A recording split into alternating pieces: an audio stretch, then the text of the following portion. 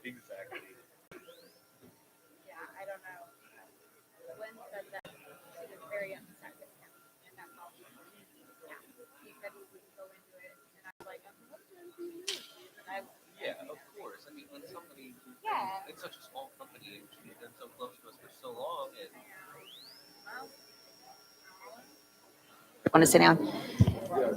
Committee members, if y'all could take your seats and we can get started here in a couple of minutes, please. If y'all need to grab something to eat before you sit, please do that now. Thank you. Or water or whatever you need.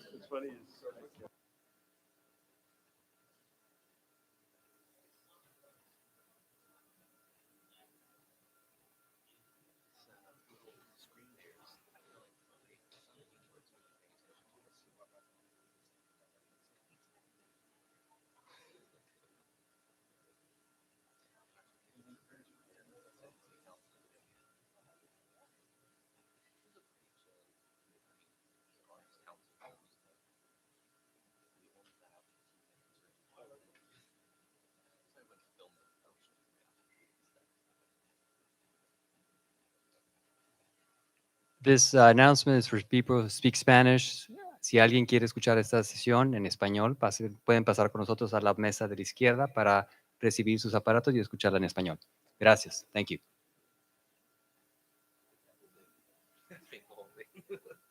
I've heard it enough times.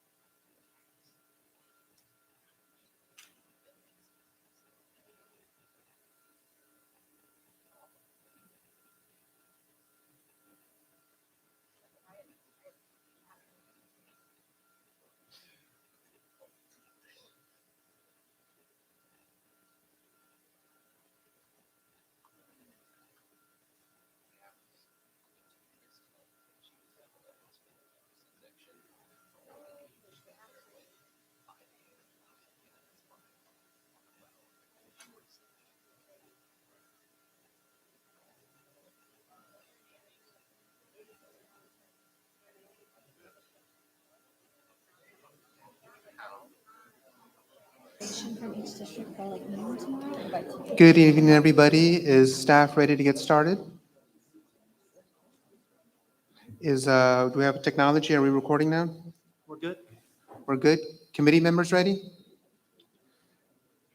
Just a reminder, for those of you tuning in and for those of you attending, that today we're talking about the bond, the drainage bond, and we're in room 007. And we have looks like 6 items of the agenda today. We'll start off with opening comments, a staff presentation, citizens to be heard, which is crucial. Then we'll talk about our bus tour, have some more discussion, and then talk about the next meeting. Susan?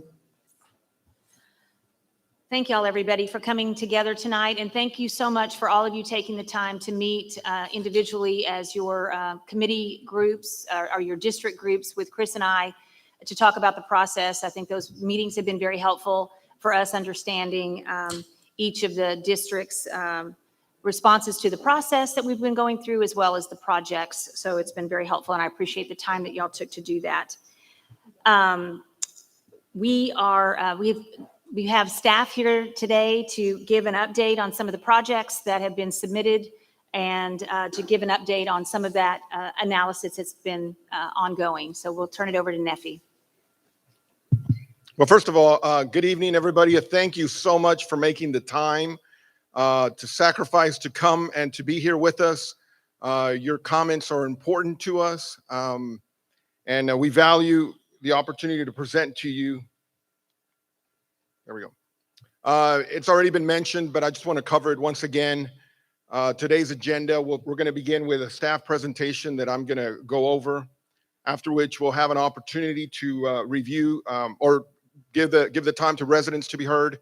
And then finally, we'll conclude with a committee discussion that we will follow this following agenda. Real quick, just to remind you, the Proposition 2, or the drainage and flood control component, is 165 million. And that translates to approximately 20 projects. These are district projects. They include some public art, 1.5% of it to public art. And I want to highlight what's on the screen here, the 38 million that is leveraging, that this money will leverage. So really the total share of drainage is 203 million is what we are proposing because of that money that we're leveraging. And I'm going to talk a little bit about that because I think it's important that you have an understanding. And as you move forward with thinking about decisions as far as projects, I think it's important you recognize which projects are leveraging what.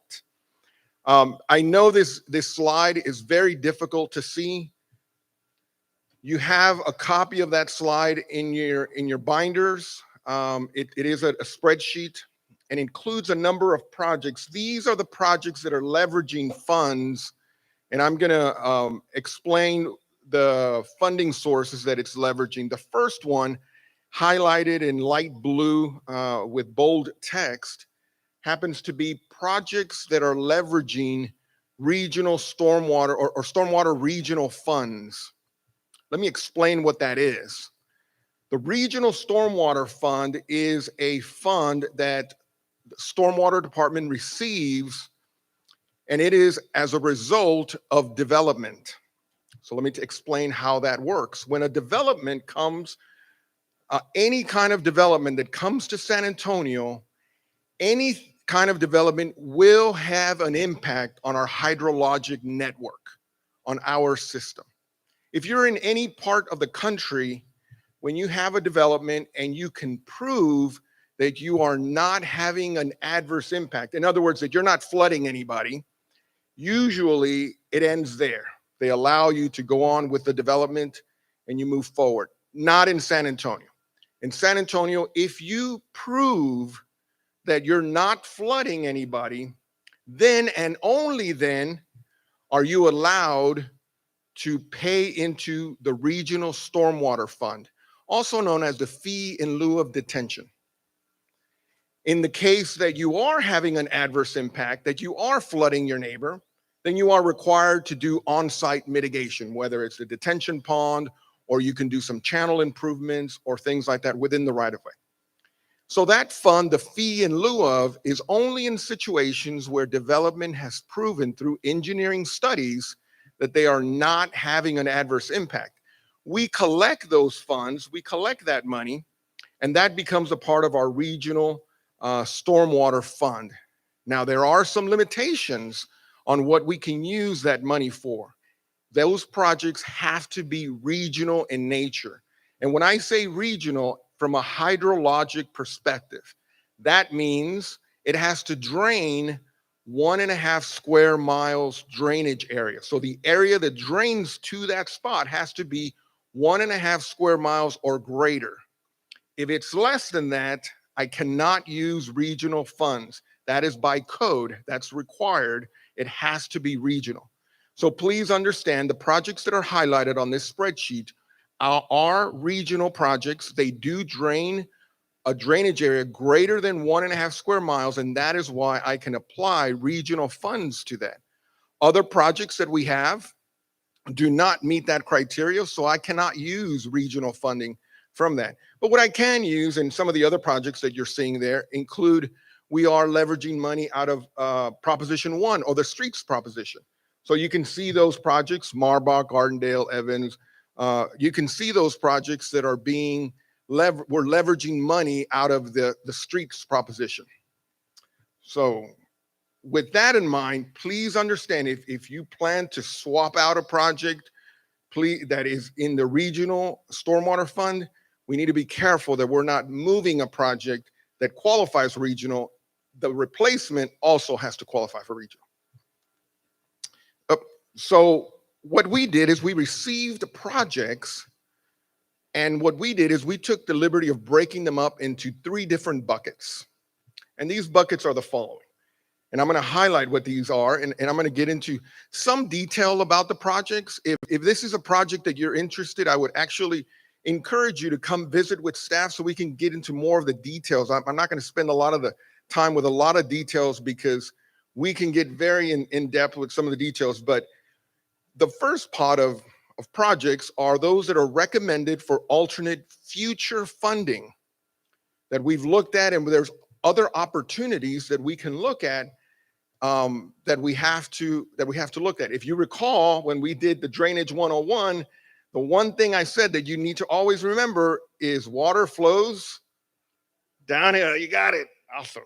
All right, so you got that lesson. Water flows downhill. So because of that, there's always a pattern, there's always a phasing that needs to happen. So the first 2, Beechwood Lane was a project that we heard several citizens come and talk about. And that one actually is tied to Barber Drive Phase 4, which is one of the projects that we are proposing within District 1. Beechwood is a street, it's a lateral street to that, while Barber Drive Phase 4 will have a positive impact on Beechwood. It won't necessarily solve the project. We've estimated the proposal for that is about $2 million. And again, that's an estimate. We still have to update that, but it's about $2 million. And it has to wait until we finish Barber Drive Phase 4. Phase 4 needs to get built before we can do Beechwood. Okay.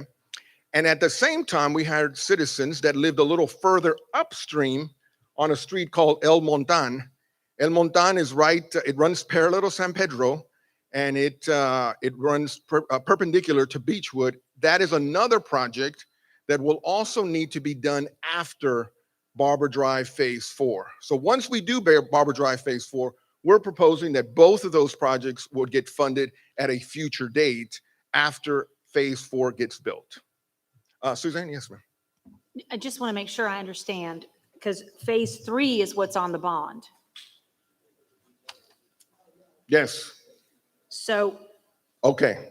So Thank you. So It is after Phase 4. So we have to do Phase 3, and then we're going to have to do a Phase 4 after that. Okay, so can you explain that what Phase 4, what does that entail? So I mean, if we're Phase looking 4 at would be a continuation of Phase 3. So Phase 3, the way it's done today, it would connect the channel that has been built with an underground system, and it only goes up to a certain street. What street is it? Does it go up to? It goes up to Delwood. Phase 4 would continue and move further upstream, and it would also encompass a portion of it would go past Beechwood. So if the desire was to try to expedite the getting to El Montan and Beechwood, we would have to expedite Phase 4. 3 and Phase 4. You do, okay. You got it. Absolutely. Yeah. Yeah, and it all works in sequence. If I were to go ahead and do the upstream project, I will have a negative impact of those in between Phase 3 and El Montan. I would flood those properties. So I have to go in sequential order. The next project that was also recommended for future funding is a project known as Concepcion Creek. Concepcion Creek is a creek that runs it's in the south side, and it runs right next to Burbank High School. And it's a pretty good sized drainage area there. And it was brought up to us. We are aware of that project. We have done plenty of studies. We've done a master plan work. We've identified that this project requires 3 phases to be done. We have focused on Phase 1. We are proposing this project for the next bond, 2027, because we still need to identify some of the details associated with, because in this particular project, in order for us to make it work, we will need to do some property buyouts. And I'm not talking about just easements, I'm talking about full-on buyouts in order to do that, so that we can construct a detention pond that would hold back water in phase one. Of course, we plan to not just dig a hole in the ground, but it would include amenities as a park and so forth. But because we still need to do further details on it, we are proposing that this project be considered for the 2027 bond in Concepcion Creek. Hey, Neffy, Yes. Patrice Malance on District 10. Quick Yes, sir. question back on the Barbara Drive Phase 3 and Phase 4. So Phase 3 is in this bond. So presumably Phase 4 would not be until the 27 bond. Is that a safe assumption or not necessarily? It is a safe assumption, but keep in mind that I could fund some of those projects with our yearly budget or seek other funding through Bear Okay. County or others. So there are other opportunities, but I guess a safe assumption would be in 2027. Okay, and unless some other funding opportunity presents Correct, itself. Okay, correct. thank you. The next group of projects are those projects that require further analysis and review. These are projects that we know about, we're aware, but we need to update information. So one of them, you heard a large group come and present to this group on the Campman Boulevard area. This is in District 7.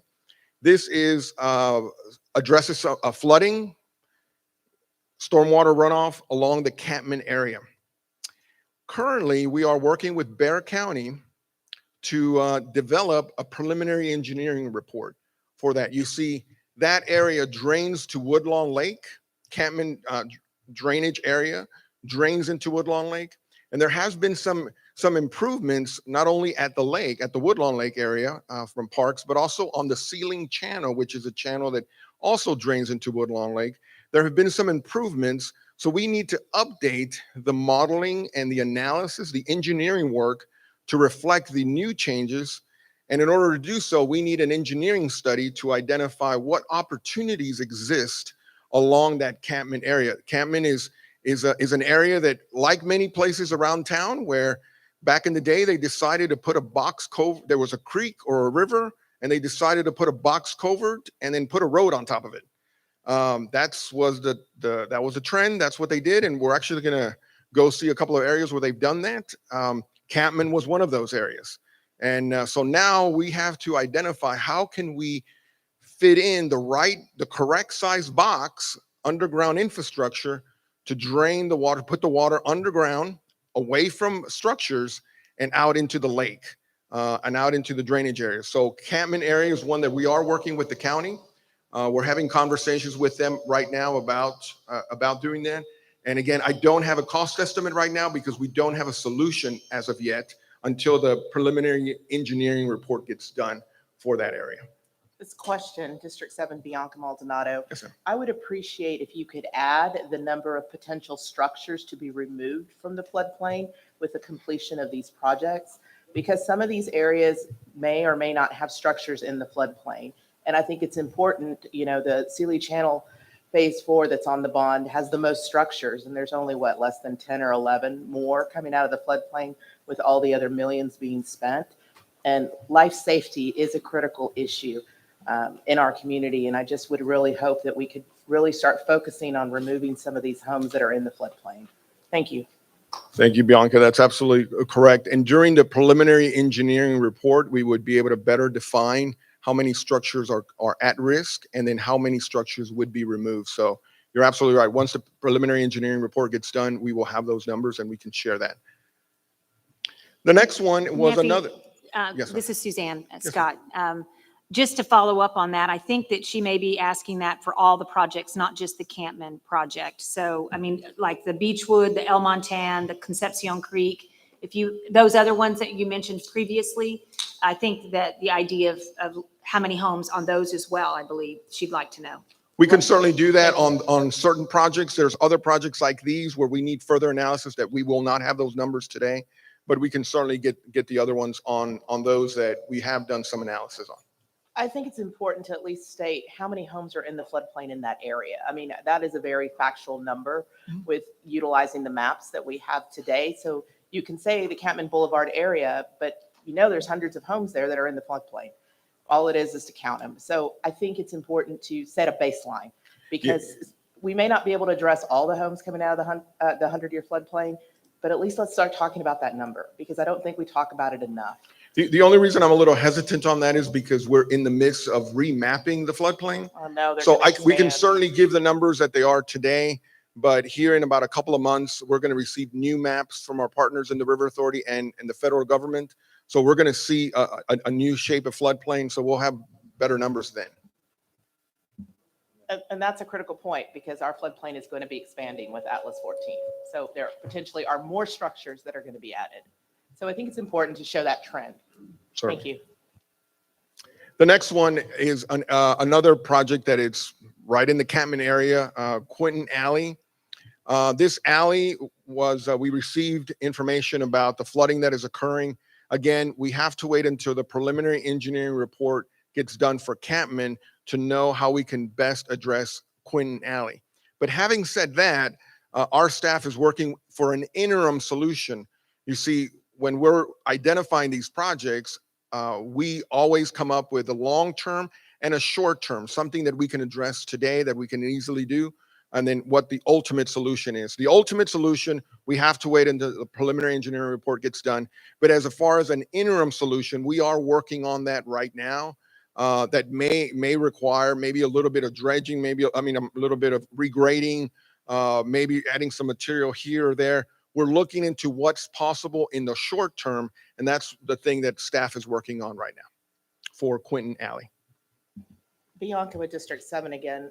Mr. Garza, my question regarding the Quentin Alley is, your staff identified a project in 2017, developed a quad sheet, gave an estimate for a project, and I asked for that response to be included in your response to our committee based on the individuals who came and brought forth that information during our last hearing, and it was not addressed. I sent that quad sheet in.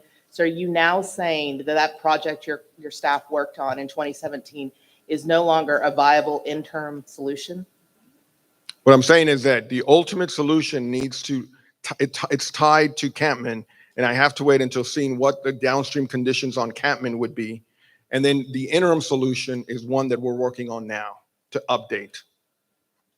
Can we get an estimate on an interim solution? That was We certainly ultimately will, my and that's what we're going to request. work on. And when can I expect to receive that? Because I know I sent it in because I had hoped it would have been part of the staff's response memo, and it was not. Sorry to interrupt, Bianca. I think the chairs are trying to chime in. I apologize for interrupting.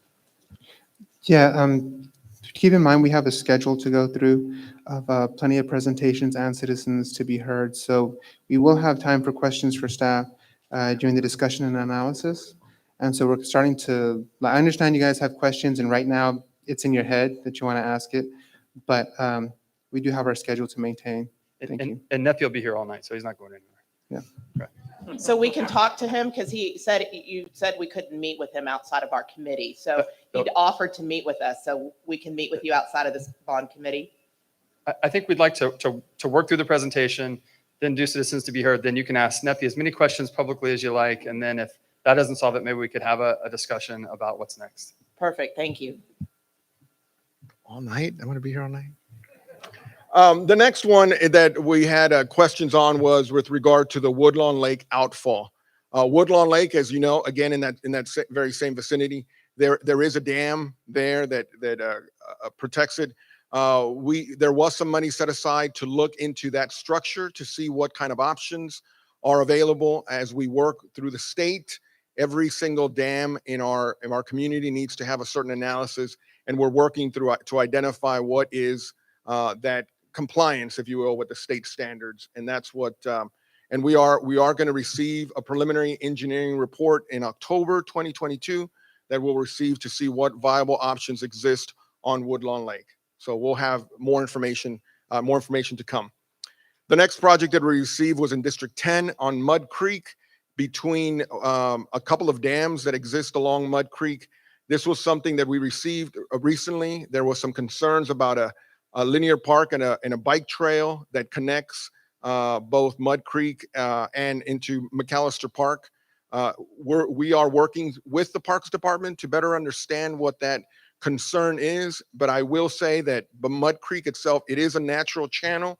We do not have any structural flooding, and I know there's concerns with the hike and bike path there, but remind that McAllister Park is actually there because it's in the flood pool of a large reservoir or a dam known as 15R that exists there.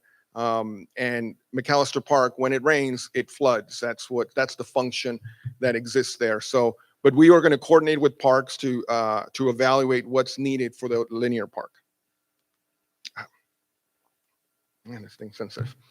The next one is the next part of projects is potential 2022 bond considerations. And from District 1, we have received interest in Shook Avenue and Annie Avenue drainage. We have an estimated cost for that. This particular project actually straddles between City of San Antonio and Olmos Park, City of Olmos Park. There are proposed improvements needed on both cities. We are looking at that. There has been some concerns because the street floods in that area, and I do believe water does exceed the right-of-way. I don't know. We have not received reports of structural flooding. We have received reports of flooding the road as well as into private property. So that's something we need to address. And we do have a project there for consideration for $13 million along Shook Avenue and Annie Avenue and in drainage in District 1. The next one is in District 2 in Sumner, drainage improvement. And I know a committee member submitted that to us. With the project that we have is a $22 million, but the proposed solution that one of the committee members submitted is perhaps we could solve the drainage problem using some green infrastructure. And it's really interesting to us, and we'd like to take a look a little further into it to see how green infrastructure could help solve some of these issues. The $22 million is for a straight up gray infrastructure. So it would be interested. We'd like to get a little bit more information on that one to get a better idea of how we can solve it using green infrastructure. So we're going to continue working on Sumner drainage improvements. The next one is in Council District 3 that we received on Blue Wing, which is really tributary F to the San Antonio River. This is a project that called for the improvement of a bridge. Unfortunately, that area is very, very flat. That in working with our engineering groups, found an alternate route. This is really this project really addresses what we call the unflooded access. People that live in this area during a flood event can't get out of their properties. So we have identified a different alternative route that could serve the purpose, and we've identified a $7 million project for that one. And then finally, the last one, which is also an important project, is North New Braunfels, and that is for phase 1. This is upstream of the city of Alamo Heights. We have coordinated with the city of Alamo Heights. The city of Alamo Heights is actually doing some improvements along Broadway. We had previously worked with TxDOT to better understand this project. They gave us some very good news that we can do the improvements without having an adverse impact on the city of Alamo Heights. And we're proposing this project for $18.8 million. And that is another project that I know is high on the priority for this. Yes, sir. Neffy, Freitas, Felix in District 3. On the projects with the 18.8 million on North New Braunfels, is that 18.8 just the city's amount, not counting Alamo Heights? Is it not including, no, because the 36 improvements would be within the million? city of San Antonio. The improvements would be within the city of San Antonio. Are they Yes, sir. matching it on the other side? No, sir. So Now, we would you have to have leverage them dialogue on- with them to see if there's if they have funding available. We've talked to them about it. They have not committed anything. City of Alamo Heights is having a bond, but to do improvements on Broadway and not on North New Braunfels. So this money reflects the need for phase 1. If there's opportunities to partner with them, I would love that. I know I've reached out to TxDOT also. TxDOT said they're not too interested. But there is an opportunity there, and certainly Bexar County is another possibility that we can partner with to receive funding from there. Neffy, sorry, Patrice Lalonde in District 10.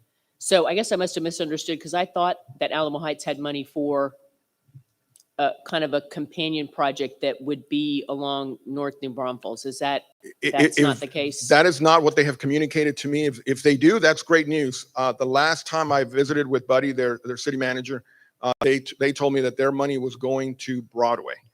So if they do have money Okay. now and things have changed and there's something that has come up, Okay, I that- have that's not great specifically news. heard that. Yeah. But that's what I thought so I may have misunderstood yeah, we can initially. reach out to them to confirm. But last thing the official communication they had with me was that we were on our own for this one, but perhaps Okay, things have thank you. changed.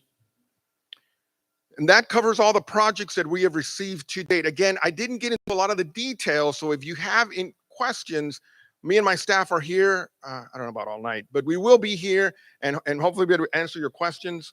The next slide that I have, man, this thing says this. There we go. The next slide really goes into our proposal for the drainage, our tour.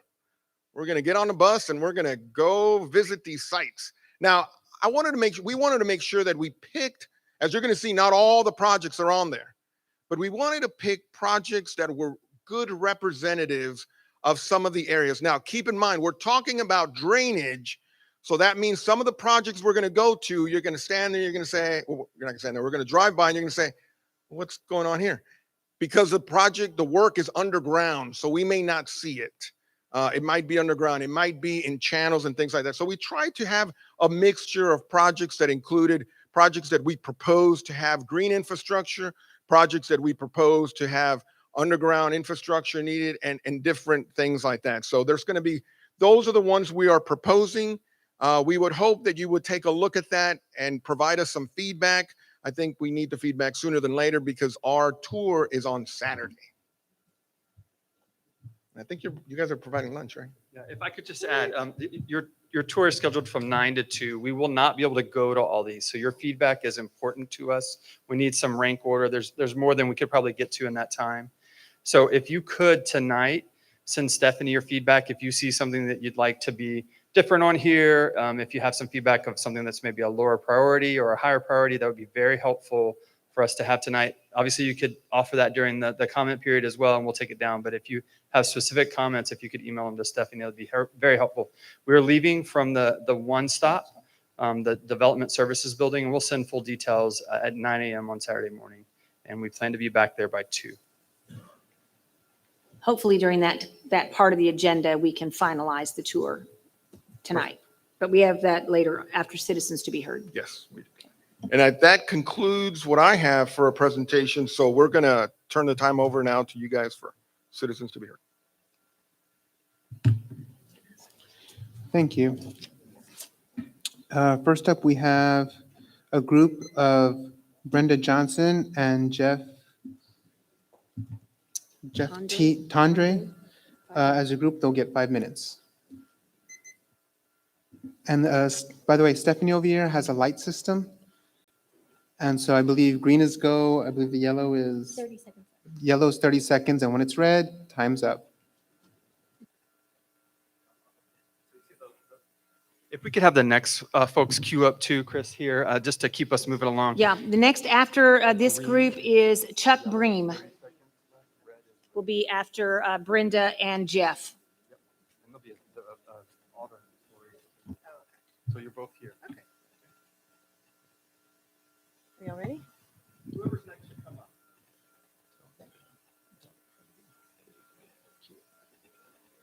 Mr. Bream? They know. Okay, thank you.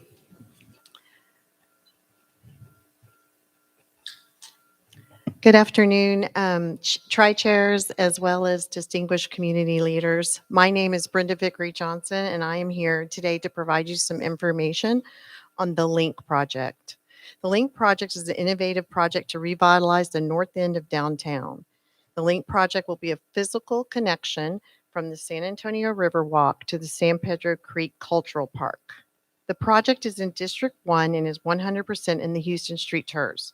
The county has committed $41 million in funding for this project, but additional funds are needed. It is estimated that this project will result in a $5 billion economic impact to the city. This sustainable project is within the public right-of-way, will collect urban stormwater drainage with improvements to street drainage on Flores, Main, and Soledad. It will incorporate sustainable water quality treatment and trash removal. Aquatic plants and aeration systems will be utilized to enhance low-income development. This project will reduce paved surfaces with areas of shade trees, landscaping, and aquatic plantings. Now I would like to ask Mr. Jeff Tondre to show us a conceptual fly-through of the project.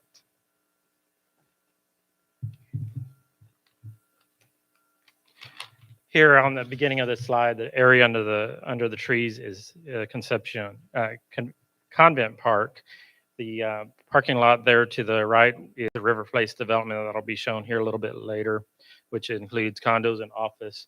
We make a connection at the Riverwalk level with a plaza and a meeting area for people. The whole project is 1,500 feet long and includes a closed loop water system, 3 bridges, sidewalks. We'll have some aeration systems underneath the Soledad Bridge, these water features. Here, as we come out underneath the Soledad Street Bridge, we have the Wyndham Hotel redevelopment here to our immediate left, and additional River Place development here to our right. As we approach Main Street, we're going to include some water features that bring water up to the street level to be able to draw people down to this lower Riverwalk level. The Art Place is the area immediately to our left here in this next block, which we intend to be able to bring public art down into this project. The area to our right is potential redevelopment land. As we approach the third bridge, Flores Street, in that next block, we'll include a pedestrian bridge to enhance ADA access for this project. And we will also begin a transition from a Riverwalk level up to a street level.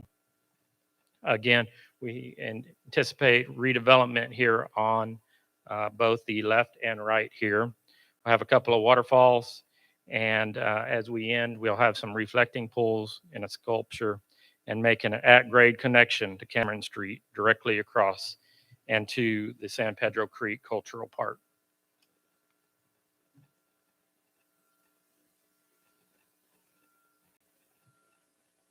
If we could hear the next two. Next is Chuck Bream, and followed by Commissioner Tommy Calvert. I believe we have a slide that we can supplement here.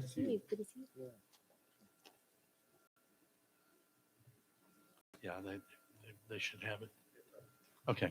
My name is Chuck Bream, and as a major stakeholder in this area, we are developing the River Place project. You may be familiar with it. It was announced several months ago. The point that I'd like to make here in support of the Link project is the fact that we'll be developing a project that'll bring about $450 million worth of value to the tax rolls of San Antonio. So the recoupment of these dollars will be multi times over than what is going to be needed here for the drainage part of this. The other part of this that's important to us from the development perspective in downtown San Antonio and the image of San Antonio and what we're doing here, we've been working very closely with the city and the county to integrate the water capture here we'll be using HVAC condensate water to supplement the water here so that we're environmentally friendly to what we're doing here. But more than anything else is the image that we're creating here, just like what we did with the San Antonio River and the Riverwalk. This is an enhancement of that and the investment that we've already made in San Pedro Creek. I like to think that the development world is watching what we're doing here, and it'll do wonders for the image of our city and what we're able to do in the development and the culture of downtown San Antonio. Is in the slide here. To the left here is the new Dream Hotel that we'll be building on site. To the right, you can see where it's marked as a link. That's where the link starts at the San Antonio River, goes through. The building, we're doing 5 buildings. That's an office building on the right, multifamily building beyond that, the Dream Hotel, and then condominium residences over here. So as you can see, it's a mixed-use development that Thank you. that will benefit San Antonio. Thank you very much. Thank you. Next is Tommy Calvert, followed by Teresa Berlanga. Sorry, we messed that up. Thank you. I just want to thank all the members of the Drainage Committee for their service. I served on the Drainage Committee in 2007, and I can tell you the work that you do makes a difference. I happen to represent City Council Districts 1, 2, 3, and 10, and am eager to help connect the dots on the $111 billion in federal infrastructure dollars that are coming down the pipe for projects that may be left out and not in the city's bond. Happy to work in Washington. The county's been extremely successful at getting those dollars. We've gotten tens of millions of dollars from the federal government, and I look forward to working with each of you on those gaps. Today, I'm here to ask members of the committee to support the city's drainage needs on this project. We're requesting a motion to add $4.8 million for the city's drainage. I'm thankful to Suzanne Scott, who helped us get, in many ways, to this point on this project. This is creating a lot of environmental restoration in a heat island in the center of our city, adding tree canopy, linear park space, and an incredible tax revenue base that will end up exporting dollars to all of the city council districts in the years to come. So thank you very much for your service, and I look forward to, I actually created the idea of the bus tour. Would love to take you on a tour to show you the link on the ground, but stand ready to do Zoom calls and phone calls with members of the committee to break this down because we've got such limited time today. So thank you for your service. I appreciate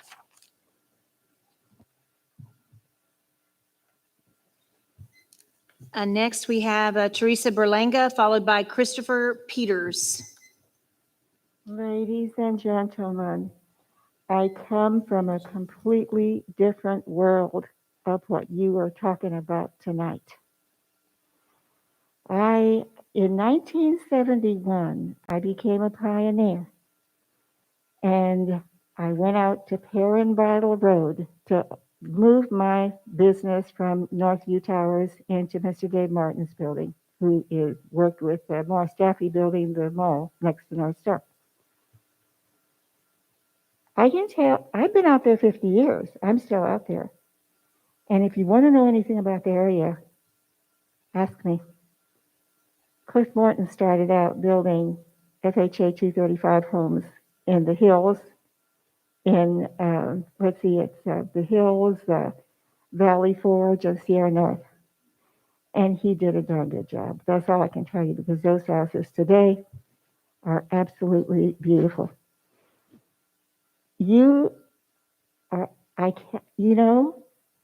What I have seen in flooding with the first thing was 1974. And it's like what you're getting down here is coming from up there. There are so many tributaries that go into the Salado Creek. Salado Creek is the one that flooded Broadway, I'm positive, in 1998. So I don't know how to guide you here, because I know so much about this area that I'm listening to what you're saying. I think everything that has been developed in the city, the San Pedro Creek, I talked about that, and it actually got done. And I think it's beautiful. I think we need a beautiful city to attract people coming. But you got to take anything from Loop 410 back between 35 and 281, all the way to 1604.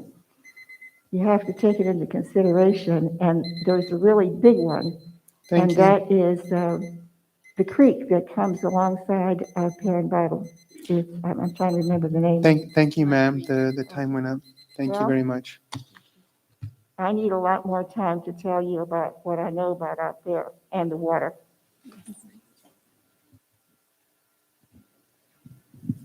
All right, we have Christopher Peters, followed by Deborah Ponce. And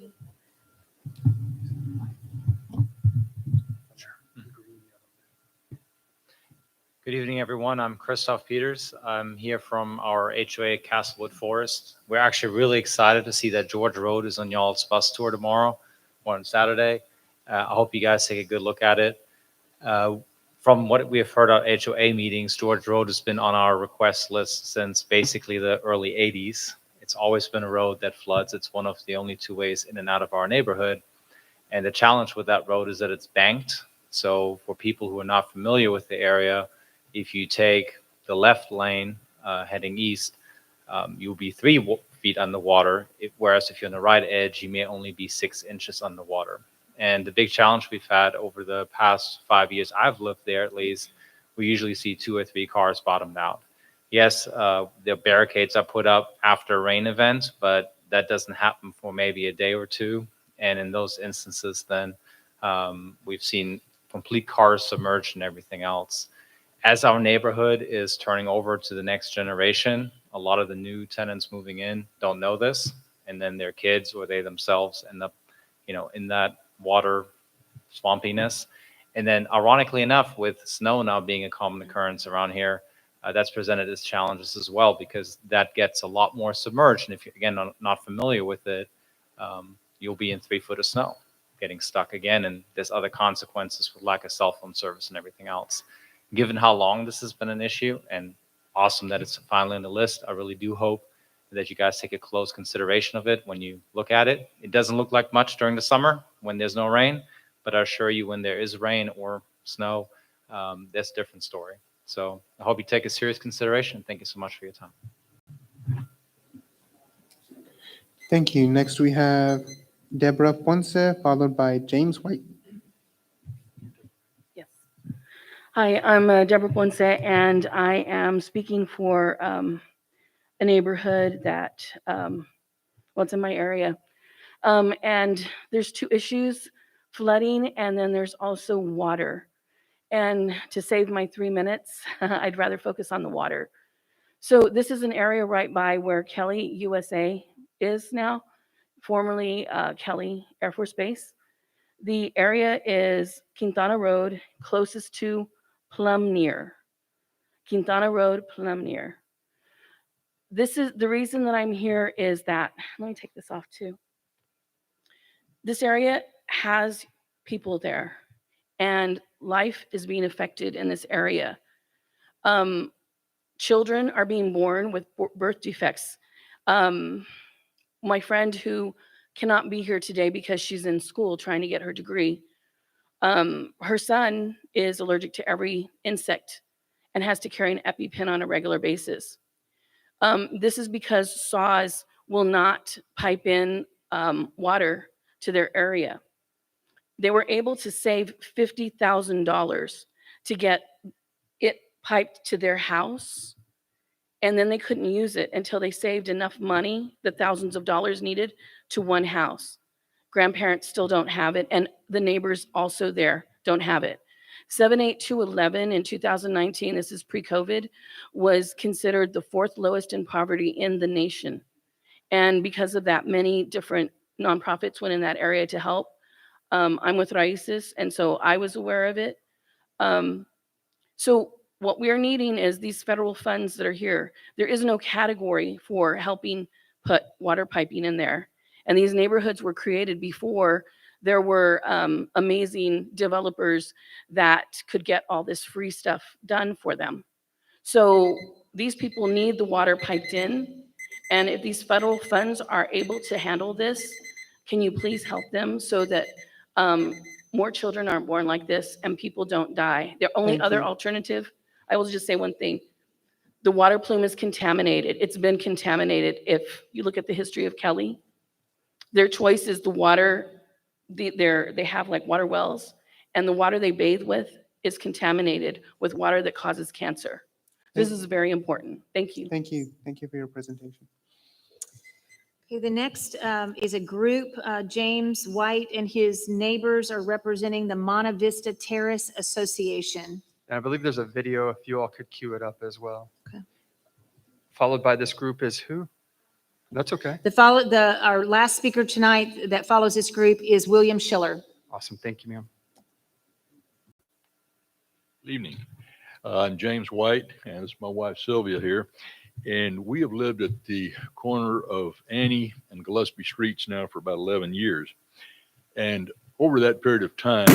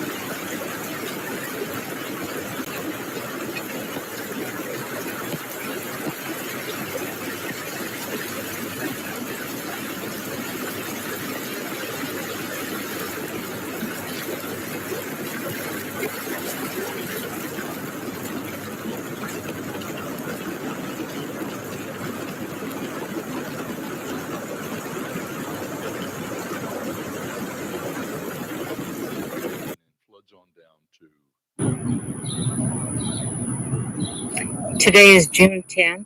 I'm in the front of 220 Annie. As you can see, water is still dripping off the lot onto Annie. The green algae, it's very slippery here. It's draining a lot less, but nevertheless, we're still seeing a lot of algae mold, and it's going across Annie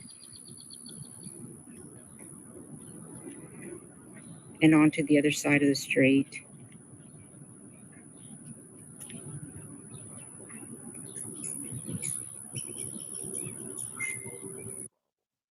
But it just moved it from one place to the other.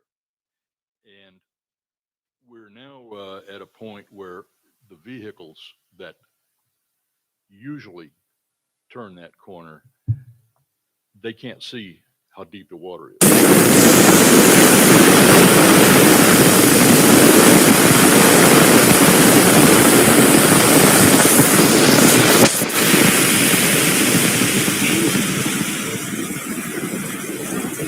Oh my God! It's scary! I'm glad you're taking that. Ah!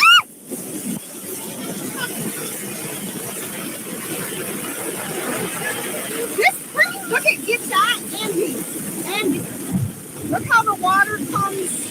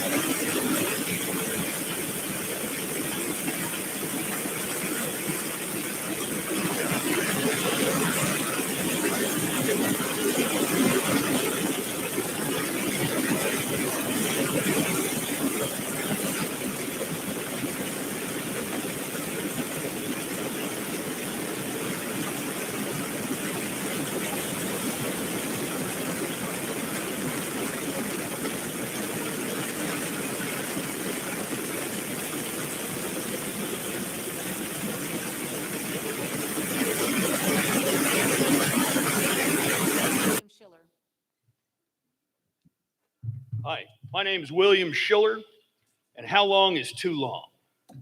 I have a letter here, August 7th, 1992. That's when I first complained about water coming in over the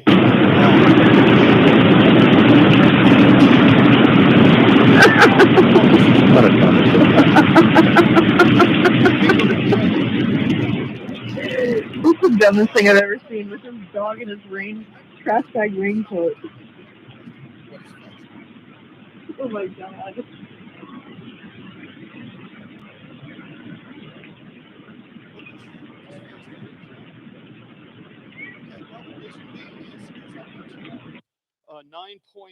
$9.1 million. I've been told I've been told 9.3, 18.8 on this one, and 26.2 is what the city says it'll take to fix it.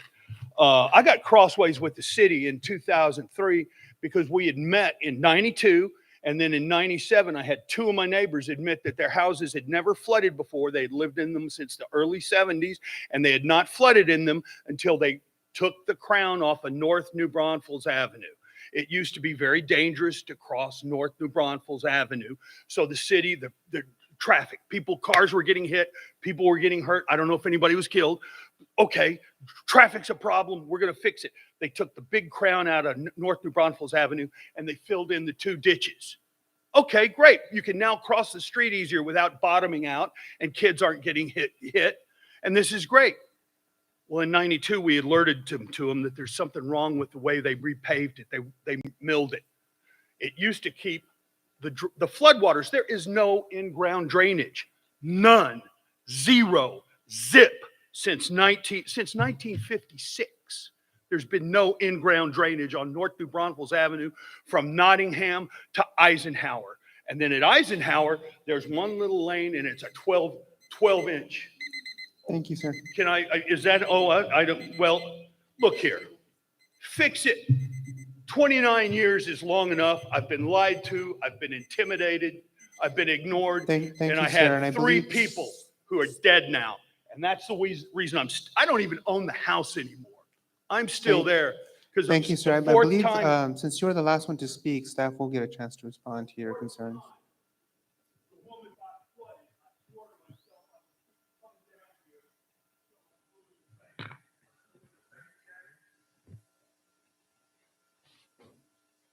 So you like the project limits of the New Braunfels project? Is that the question? Yeah.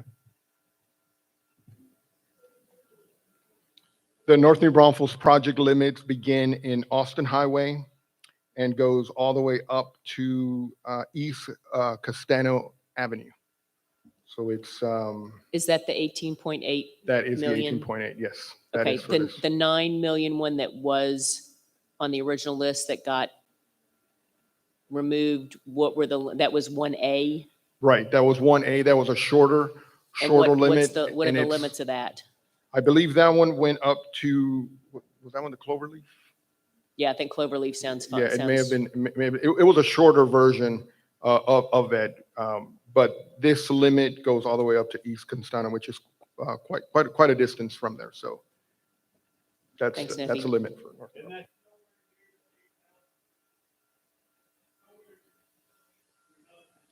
Okay, the chairs have the floor, so go ahead. All right, well, thank you very much. And I know we move into the discussion on the projects here in just a few minutes. I mean, we can ask some clarification questions about the citizens to be heard and any of the projects that Nephi presented earlier. So next, we want to talk about the bus tour. So let's talk about that.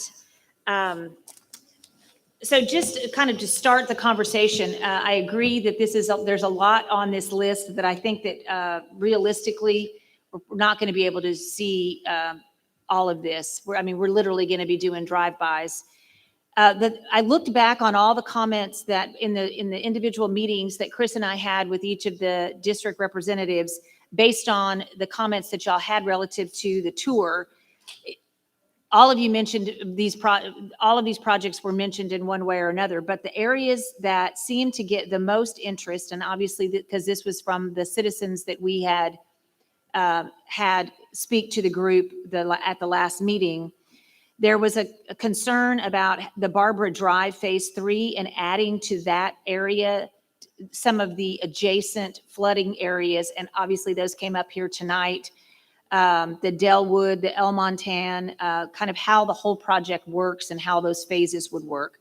So I don't know if in 10 minutes, if we would be able to see all of that, but there was an extreme interest on the part of the committee to be able to look and understand the connections between the flooding of the citizens that were here.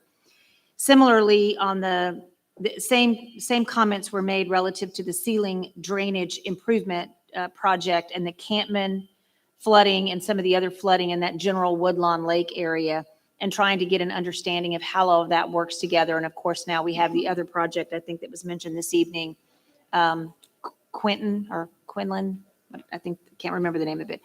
So again, we have 10 minutes in that area, and I'm not certain if maybe the staff could talk a little bit about those areas. But generally, all of these projects were mentioned by, one group or another. The only one that was mentioned that's not on here, but I think it's covered, is there's a couple of groups that mentioned the Marbach Road project, but when it was mentioned because it was a combination street and drainage project, which Oak Haven is also a combination street and drainage project, as looking at a different type of project. So anyway, those were the things I just reconciled against the comments that were shared in the individual meetings. Those are the two areas, the Barbara Drive and the ceiling channel, seem to be a broader view of the drainage issues there than just the project today that we have on our list. Suzanne, if I could add, for Barbara Drive, Phase 3 and 4, it would be very easy to drive up Phase 3, and then we can show you where Phase 3 would end and where Phase 4 would continue. And then if we were to turn on Beechwood, and we would hit El Monte. So we could hit those as we're driving by. So Barbara Drive, we can. Ceiling, I know we've talked about Campman. It would be just a matter of logistics driving down Campman so that we can see both the alley as well as Campman as we go to ceiling. So both of those we could drive by there. It may be a little bit of challenge, but those we can see those. Suzanne, Marbach Road is on street committee's tour trip. So are there some comments by the committee as it relates to, I mean, the staff is asking us to pare this down a bit. So I would like to, Chris and I would like to hear any suggestions that you may have. And if you put your light on, then we'll know you're ready to talk. And then Chris will call. It's the button, it's the second button The over. talk button? Okay, go ahead at the end.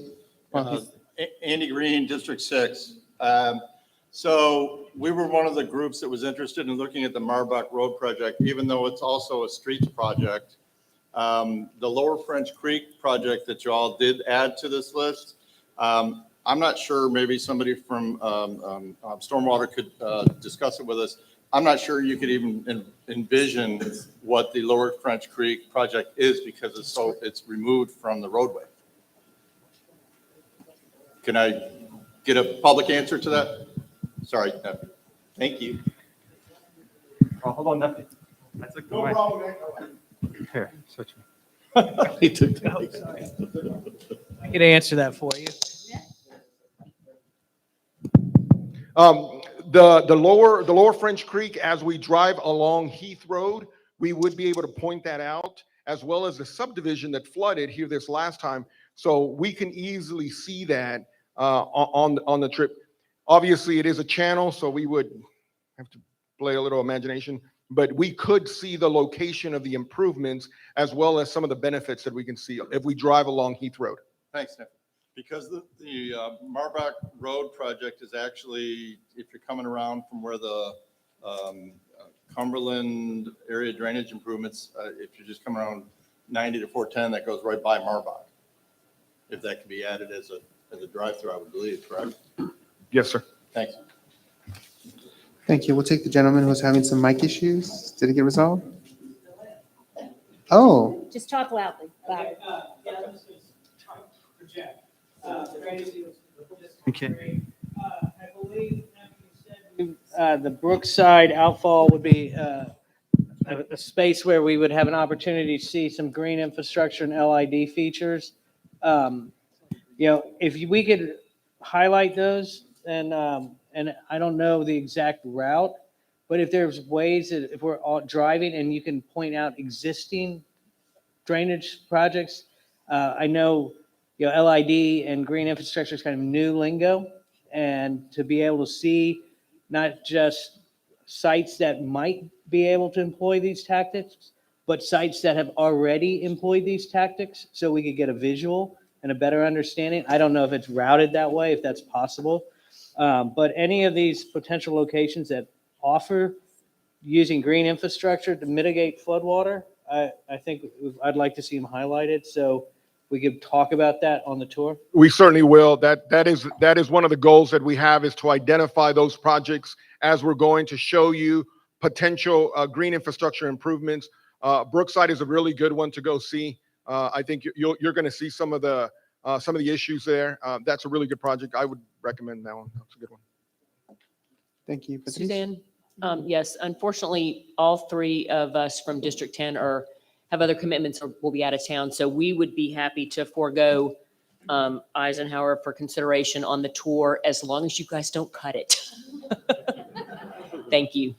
That's incredible. I was just going to remind, that we're looking for some feedback on how to pare down. Yep, thank you. So we do need to look at air. I appreciate that. We will definitely not take it off the list. We will, but we appreciate getting the time back for that. Any other suggestions? Bianca, I see your light on. I was going to suggest removing the Wilcox Street and drainage improvements. That's pretty much underground stormwater system, adding curbs and sidewalks. I think we're going to see a lot of that. It would be great to see every location that's going to be done, but I don't think there's anything very unique about that. And I still support the project. I just think that we're going to see a lot of curbs and sidewalks missing in other locations that would kind of be redundant. Very helpful. Thank you, Bianca. Is District 5 okay with that? No, okay. I'm sorry, Maria, would you make a comment, please? No, as my colleagues here, we would like to see them, please. Yeah, We would like to keep it. Yeah, there are, I think, 2 projects in D5. If we could perhaps prioritize, that might be helpful. I don't know if there's one that's higher than the other. Do you have any? Do you have any favorites? The Wilcox is the most important to council. Okay, we'd like to see the Wilcox. That would be priority. That's helpful. Thank you.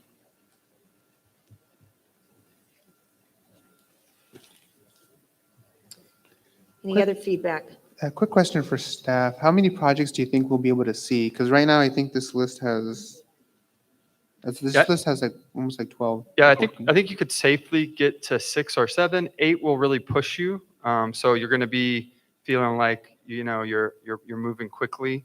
I think 8 is the max, but with the understanding that we may not get to all 8. So if you could go in with that understanding that you might cut the final and head home if you're done. Does that make sense? Okay.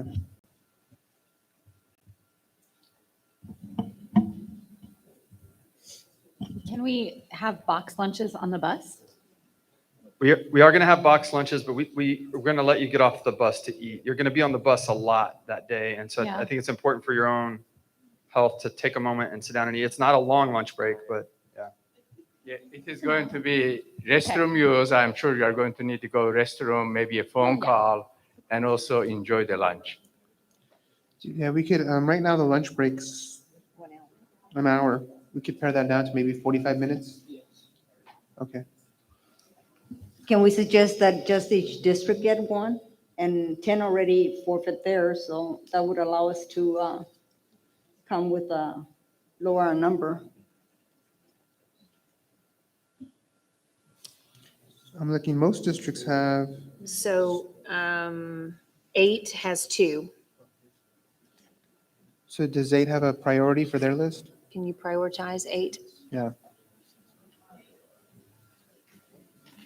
Maybe Southwell could come off and George Road be the priority. That sound okay for 8? That's okay? Sounds okay? Okay. All right. Just, yeah, we'll make it work. Yeah, as long as you're comfortable. Okay, so we'll remove Southwell so far in Eisenhower. So, Yep, and then And Cumberland. and we prioritized in D5. Yes, ma'am. Again, with the caveat, along with my colleagues, that it stays on the list. Oh, yes, of course. Yes. This is just the tour list, not the final list. Yes. This is just for the tour, just for Saturday, what we're. Yes, this is riding not around on the about bus. project decision. Okay, so are we going to go ahead and remove Cumberland, given the fact that D5 prioritized Wilcox? Okay. So we've got 1, 2, 3, 4, 5, 6, 7, 8, 9. We still have 9 projects. Is that doable? No, Given ma'am. the fact that we want to No, ma'am. expand around Barber Drive and Sealing. Yeah, I do not believe it's doable. We could, Okay, one more? yeah, I mean, more? we could go 1 to 9, but I don't think you're going to get to all of them is my fear. So I'm trying to help you think through that. District 7's all in favor of removing the lower French Creek, and 6 agrees. So we're Okay. both in agreement with. Okay, that removing helps. Oh, good. That's awesome. Great, thank you. There we go. I see a gentleman with the mic ready. If I could suggest something, if there's a project that you really want to see that we can't make on the trip, let us know. We can go out, we can shoot some video and some pictures of that site to kind of give you a little bit of a flavor of what it is. And we can, put that on the site for you to see. So we could also do that as well, if that helps. So we've gotten to 8. We'll prioritize the 8. Hold on, we have another gentleman. Okay. Go ahead, sir. Leo Castillo, District 4. I was going to say for the gentleman that wanted to see the LID in green initiatives off of Brookside. If Valley High is right down the street from Ray Ellison, and there's all kinds of drainage there. They've used the greenage to kind of flow that. So I'm not sure if we can include that It's right down the road. We'll take a look at that. Yeah, we'll take a look. Yep. And also, is there any way that we could just cut the lunch to like 30 minutes instead of 45? Yeah, we don't. Yeah, I mean, I think the lunch will be shorter than you expect. We built an hour, but that means that, yeah, I mean, Yeah. just to allow more time for actually. so we'll See the prioritize progress. the 8 with the understanding that you may not finish, but we'll do our very best to keep moving. We'll have a quick lunch. The restroom breaks will be very quick. Sound good?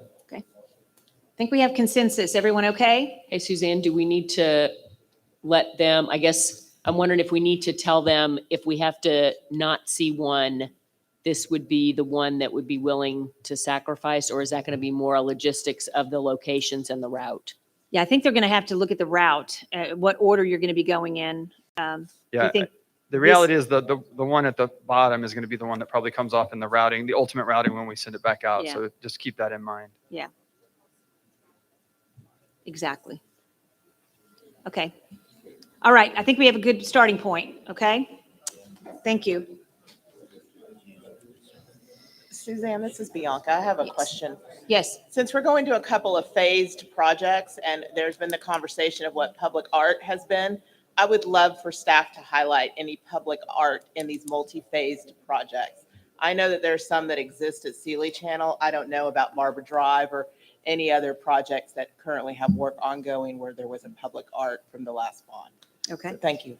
Thank you. Go ahead. You ready for board discussion? Okay, so next item on the agenda is committee discussion and analysis. So if you have any questions from the presentations or regarding the citizens to be heard or any other logistics or questions, now is the time to ask. Just thank you for turning on your mic. And just for the technicians, by the way, every now and then I push this and I get a little green flashing light. So I'm not sure what that is.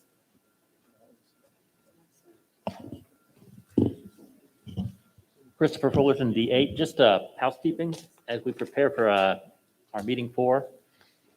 For the public comment that we heard tonight, first I want to thank everyone who came out and shared their comments and concerns. Are we going to be getting a similar readout next time at the beginning of meeting 4 on the new projects that were brought up tonight to inform our discussion on the final vote? Yes. So Neffy, are y'all going to have the opportunity to look at any of these projects and give some feedback so that we can have those as part of our deliberation? Given the time, I don't believe we'll have that. Okay. So the projects that were mentioned this evening were, of course, the Annie Drive was already on some of the analysis, the North New Braunfels project that you said you were going to look at some more anyway. So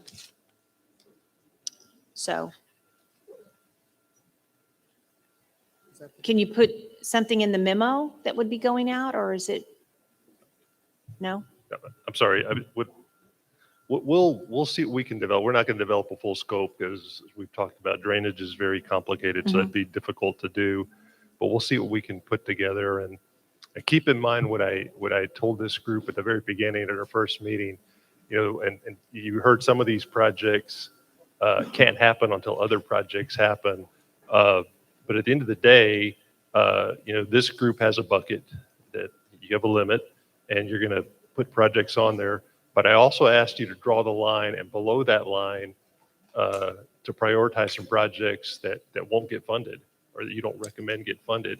That'll help us in the future, you know, for future funding opportunities come available. If there's savings that we happen to have in this proposition, federal dollars, we're able to get some federal dollars, future bonds. That'll help us start to prioritize those projects in the future. So that would be a big help to us as well.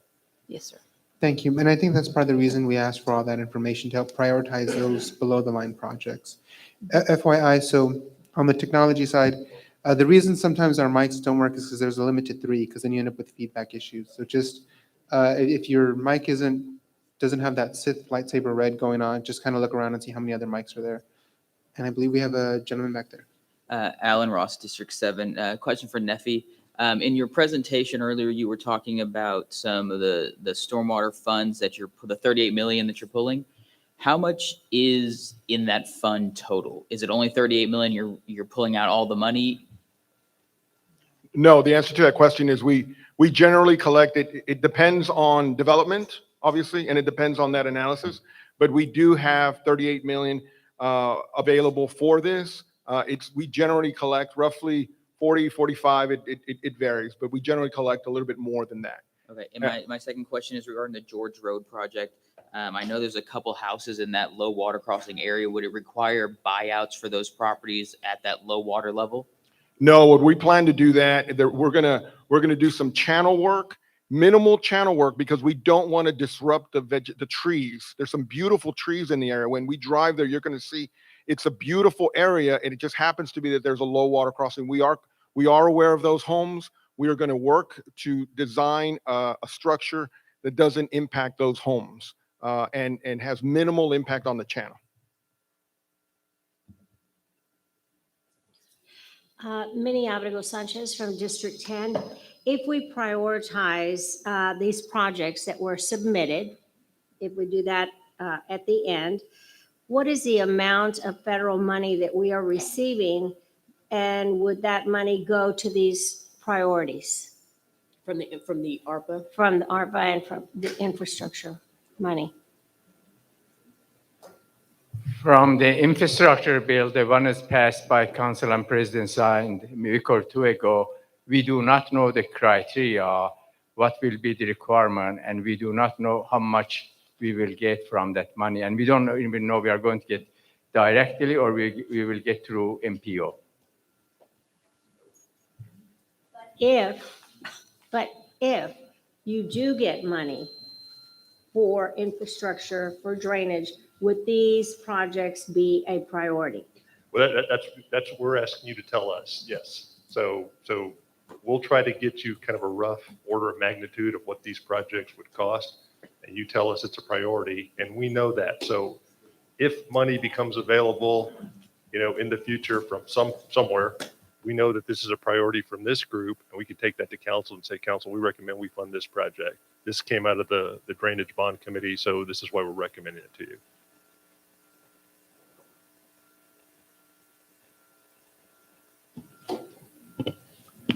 Caleb Etheridge, District 1. I just have a couple questions. We were talking about the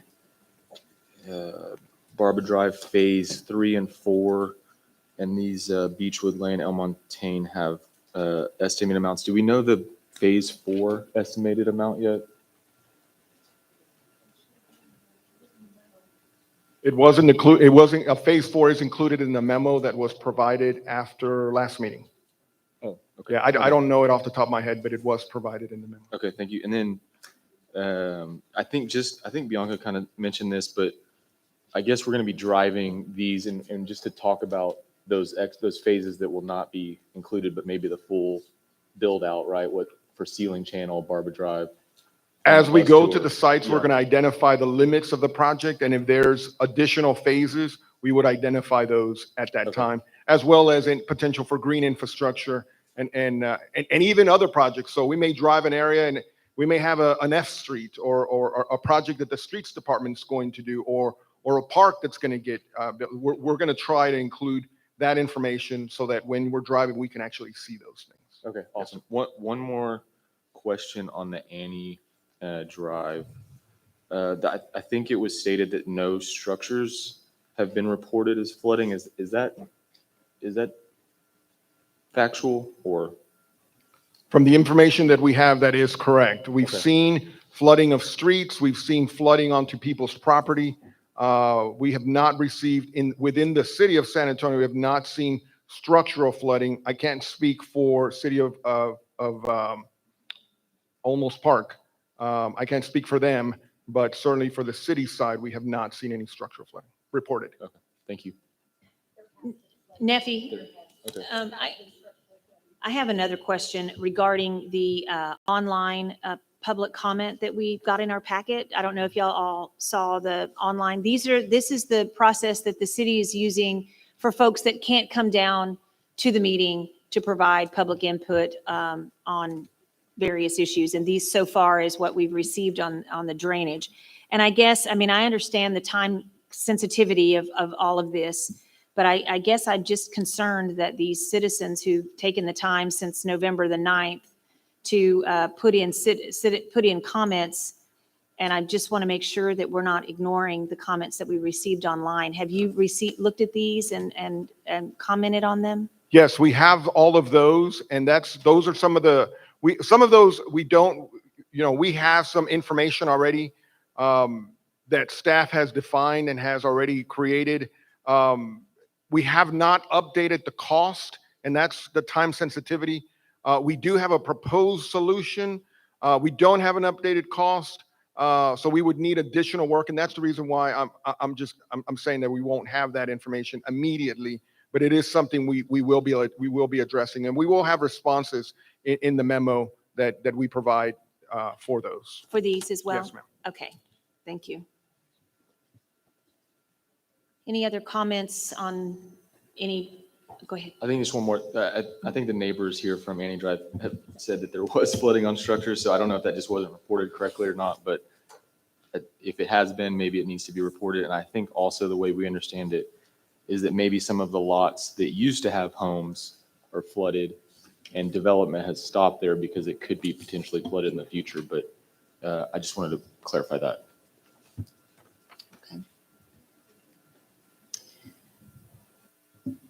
Suzanne, I know Patrice Malance on District 10. I know that there was discussion, and maybe this will happen at our next and last meeting, of coming up with the criteria that will help us to prioritize. Is that going to be the next meeting?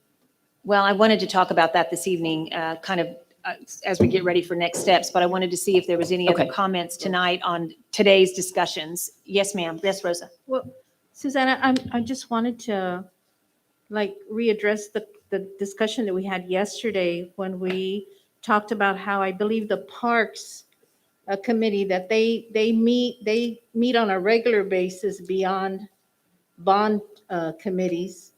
And so that when we bring up the fact that, if there's additional infrastructure money that's coming in, and we have all of these projects that we think that are really important that should be done, I mean, wouldn't it be just as important to try to create a drainage and flood control committee that is on a regular basis year after year, so that those items don't get lost like they do every year when we get new council people and they say, well, your previous council person did that or didn't do that. This way we can guarantee that in some way we could still find a way to, fund those important projects. What I would say to that is that could be a recommendation that this group makes to the city council. So you're going to have an opportunity to make a recommendation on, what your proposition will look like. But feel free to also make recommendations on how you think we can improve drainage going forward. And if that's one of them, do that. Feel free to make a recommendation how we can improve this process as well. So you can include all of that in your recommendations to the council. Christopher Fullerton, D8 again. As a follow-up to that, is there a way that we can submit some suggested resolutions so that the committee members can have a chance to look over our shared resolutions before the meeting, so we don't just have to spring it on everyone at some point during the fourth meeting? And we definitely want to talk about how we're going to go forward to get ready for the next meeting, and that's some of the conversation that we want to have relative to the process so that we do understand sort of what some of those motions will be, and they can be vetted, and then we understand, how they're going to move forward in the actions. But I think that's the desire, is for us to try to start working on those between now and the next meeting. Is that correct? Yeah, absolutely. And I would offer to you all that if you'd like to share those with the entire committee, which I would suggest you do, if you send them to us, we'll create a schedule for you to send them to us by. We'll send them out to everyone. That way you all aren't emailing each other and having a meeting over email, but we'll send whatever you share with us that are maybe proposed changes or amendments or additions or subtractions, and we'll share that with everyone. And so Stephanie will push out a schedule of when you might turn those in by, so that everyone can see what each other is thinking. That sound okay? Yes. Okay. Yeah, I like that idea of collecting them and then sending them out with time so that everyone can see them. and be prepared. Bianca, did you have another comment? Yes, I have a couple of comments. I did email in, thanks staff for acknowledging my email about 4.5 hours ago, requesting a heat map of the properties in the 100-year floodplain here in the city of San Antonio. I think that is very impactful for us to see where the concentration of true drainage needs is in moving the needle of getting over 5,000 homes out of the floodplain. I also think that it's very important to tell the story.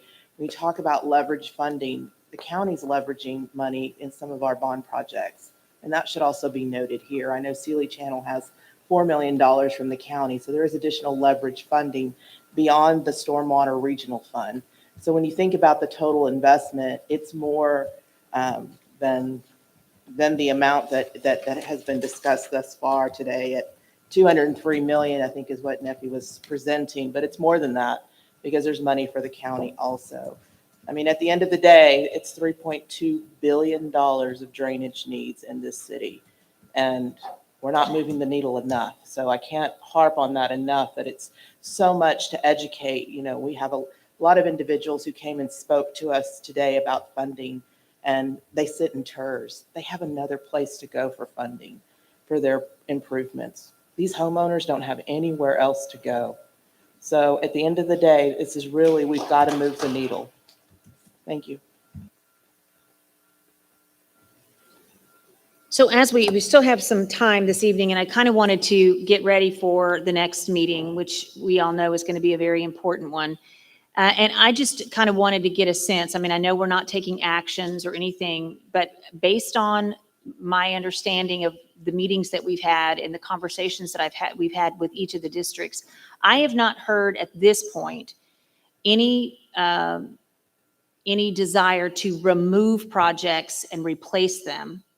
I've heard a lot of below the line prioritization. Is that a consensus? Am I hearing that feedback correctly from the group, that what we'd be really talking about is prioritizing those below the line, and we're calling that the projects that are currently unfunded, but we know are high priority as it relates to public safety? Is that? Yes, for D10. Okay. So the question, I guess, that we would need to start thinking about is how do we want to prioritize those projects and those sort of below the line projects? And I think it would be helpful for us to have a little bit of conversation about that tonight so that staff can help guide us in what are we doing. We kind of it looks like the above the line projects are kind of there. No one feels comfortable about removing one and replacing one because they all seem to be justified. Now we're looking at below the line projects. There have been feedback that I've received is either we should use the same criteria that we used for the other ones so that we're doing apples to apples comparison. But all of these have not necessarily been scored.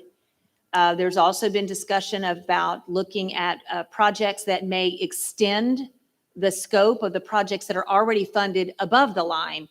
There has been some conversation for example, on the Valley High project. They have looked to want to extend that to go to Covell Road, for example. There's another one, I think the Heath project, there was some talk about extending the scope. But again, I don't know if all those have been submitted or talked about with the city in a formal request, but there's been talked about sort of extending scope of existing projects above the line. So can we have a little bit of dialogue about how we need to go through that process? Because we obviously have a lot of projects that have been discussed here, and some are more scoped than others. But it would really be helpful if we understood what everyone was thinking about as we look at those priorities below the line.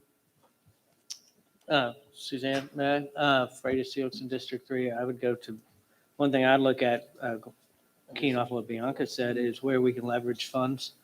I think that's critically important. We're going to have a finite amount of dollars.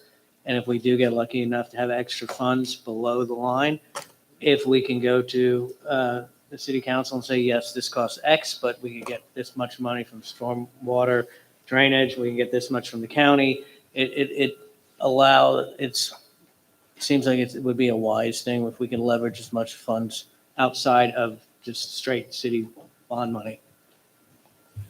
Thank Yes, you. sir. Suzanne, Andy Green from District 6. You had mentioned before, we all kind of gave you a head shake that that's what we wanted to go forth with. We're actually submitting 4 more projects tonight, 2 of which had been considered and were below the line, one of them being the Heath Road extension. And then 2 more that are either old projects somewhere sitting in city records, quad sheets have been done on them that we're submitting. So we're going to be submitting 4 more tonight. Well, 2 that are below the line and 2 that are unscored in the listing that we got. Okay. Thank you. Chris Deves, District 9. One of the issues we had brought up at an earlier meeting, and I don't know if it can actually fund any of these projects, was the fact that 1.5% of our money is dedicated to public art, which is 2.47 million. There had been some discussion in an earlier meeting about moving that to 1%, and that would free up about, by my math, $825,000. I don't know if there's a project that could even fit within $825,000, but there had been some discussion of, do we want to make the point that drainage is important and that we want to put more of the money towards the actual construction? Yeah. I don't have a motion necessarily, I know, it's a but good discussion. I I think mean, that's, I think that because I think everything here is agreed upon, we're funding below the line, but I don't know if we can even, dig anything for 825, and if my math's right. Correct. There was several districts brought up the idea of reducing that funding amount, and it's right now we're at 1.5, so you could go, hypothetically down to, go down 0.5% or go down a full percent, and that frees up some more. I think one of the districts actually had identified a smaller drainage project that was a couple $1 million. That if we reduce this much, that frees up. Here's just one more we can add in. So that is something that we will have to do. That will be something that will be discussed in meeting 4 with the motion, and then the committee ultimately decide how much it gets reduced by. And Patrice Malone's on District 10, and we could move and decide to eliminate that, correct? Or do we have to have something for that? Do we have to have some percentage? That's going to let us. The existing ordinance today is 1%. You can recommend for council to change it, but other than that, 1% minimum you can go. There's an ordinance. so you're saying that, Razi, that we cannot make a recommendation to remove it completely and put it on drainage? Today's council has ordinance, we have to put 1% on every capital improvement project we do. We are proposing 1.5%. You could cut back 1.5% to 1%, but not less than 1%. Let me just clarify that's a council ordinance. So you could recommend to the council that they waive that requirement, and council could do that in their, when they actually set the bond election and set the propositions, they could make a motion to waive an ordinance. So, I mean, technically you can make that recommendation, but like Razi said, there's an ordinance that kind of set that as the floor. And to respond to your math on the 0.5%, obviously it wouldn't be a new project, but you could perhaps extend the limits once the engineering was done of a certain project by a block or 2, right? So there is some use for the money if you were to do something like that. We'd have to figure out where it would fit in and work and not mess up anything downstream, but just something to consider. Minnie Abrego Sanchez, District 10. It's not that we don't like art. We just think that we love art and we love the art that's out there right now. It's just that the priority, we need to say that the priority is flooding. And that's what I believe the other bond committees need to realize, that flooding And streets. and streets is what we need. We need infrastructure. So I don't know where the other committees are, such as housing, if they would be willing to reduce some of theirs. I guess that would have to come from a motion from their Yes. Yes. members, right? Yes, that would have to come from So maybe each we're committee. just going to have to call some of them. Okay, thank you. Yes. I see mic's off. Okay. I also think too that the city council, I mean, if we want to put in our recommendations, something that we want the city council to consider For example, if we want to pass a motion that would say, we believe that the need is so great that every dollar should be going to this, or whatever, however we want to state that, it's a motion from this group and it's a recommendation that we would take forward. The city council, it's advisory to them. They can decide to do with that what they want, but you're making a statement. And I think that's the purpose here, is they want to hear from the committee, whatever statement. It is up to the city council ultimately to make the decisions that they feel is collectively the best for the city to take forward and put on the ballot. But if you feel like that's a strong sentiment that we want to share, then I think that's important for us to do that. I see him. Oh. Yeah. Who's going? I know, I see this mic on right here. So whoever's mic's on right there. Yep. Okay. Give Hafner from District 8. I'm in, I agree that we should also put a priority of actually removing art on flood and drainage issues.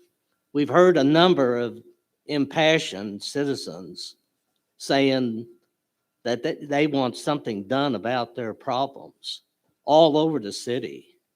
So I don't see why we need to have art on a flood or detention pond. We can put that in later on. So that's, I'm in agreement from going from 1 to even 0% for drainage. Thank you. Freddie Steelix in District 3. I'm just wanting to say that I don't think we have a task at hand, and I don't think it does this committee any justice to looking over at housing or at streets or at parks. You know, we have a number and we have a task. And I would say we need to focus and stay in our lane and hope that we can make recommendations, as Suzanne said. I love public art. I don't think, I do see that, I agree with you, sir, that it's really hard when houses are flooding, but that's not in our purview. And it's not, we can make a recommendation, which I think we can come together and do. But I don't think we as citizens are benefiting our community by looking over our shoulders at the other 3 bond committees and going, well, why are they getting their money and we need their money? Because a great city needs good housing, good streets, good flood control, drainage, and it needs good parks. So I would recommend to all of us, if we have a huge task at hand, and if we stay in our lane and do the best job we can do as a committee, we're serving our constituents. So thank you. Thank you. I see this mic on over here to the right. Yeah, sorry, Bianca, District 7. I would love to add more to the bottom line if I had estimates to be determined. When some of these projects were presented to the city 5 years ago, that same video that we saw from that neighborhood, they played that video at a bond committee at the public library 5 years ago.